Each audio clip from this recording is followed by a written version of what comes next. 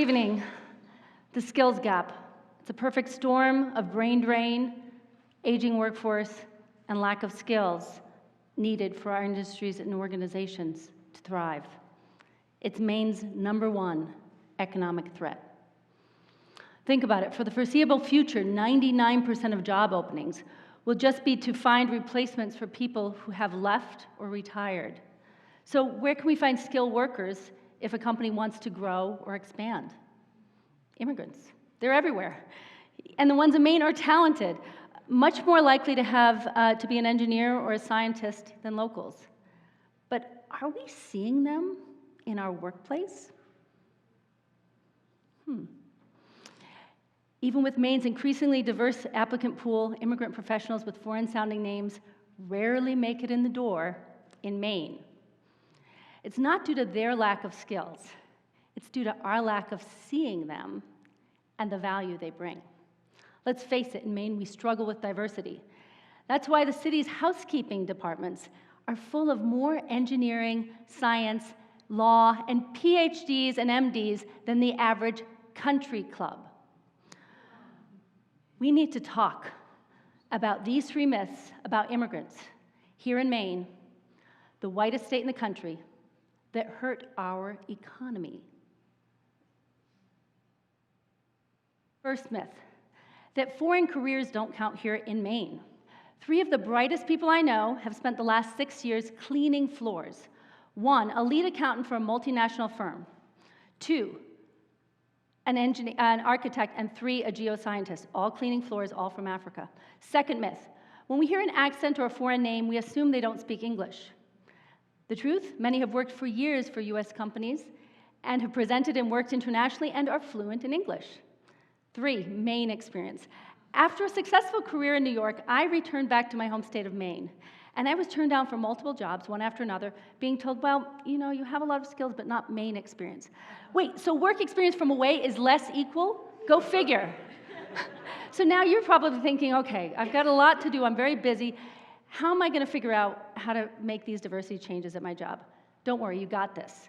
And when you address your own skills gap, you'll see your talent gap disappear. So a few steps, 7 steps to get you started. First, know thyself. Do a confidential bias check online, and you'll be surprised what you learn. For instance, I found out I had a bias against women in non-traditional roles, even though I worked for years as a freight railroad worker, a conductor on trains. Okay, 2, set objective criteria, job criteria. See these words? The requirements for a job that the African geophysicist cleaning floors applied for. They weren't sure if he could do the job, but they had a way to test his skills to find out. 3, go blind.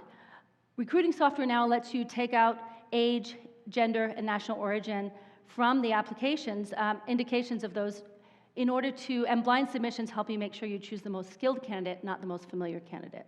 4, have a preliminary interview with any candidate who appears to meet the job criteria.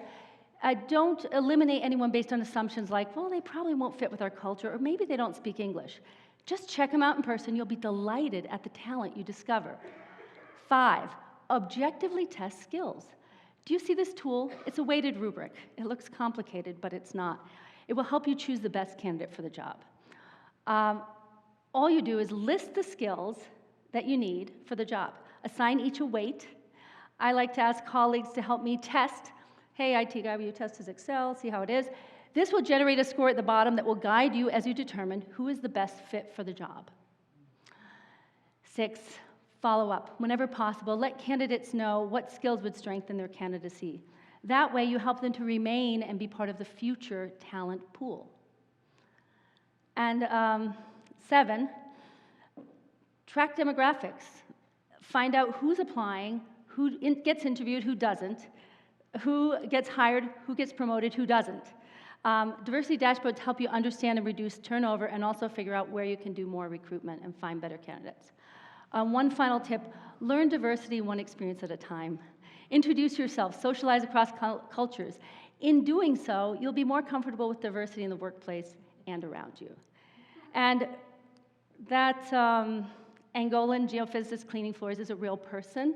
Tonight is his last night cleaning floors because tomorrow he starts working with a team of engineers cleaning the ocean floor And the solution to the skills gap, immigrants, Maine's hidden talent pool.